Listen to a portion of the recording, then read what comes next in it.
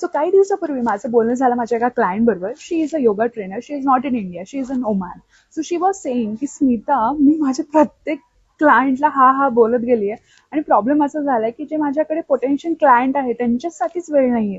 So ही चूक मला आज सगळ्यांना हेच सांगायचं आहे की ही चूक करू नका. Sometimes in your business you have to say no to those client जे तुम्हाला असं वाटतं की त्याच्याने तुमचा बिझनेस ग्रो होऊ नाही शकत. Because that is the thing की आपल्याला असं वाटतं की अरे नको आता आपल्याकडे काहीच नाहीये तर आपण हो बोलून टाकूया.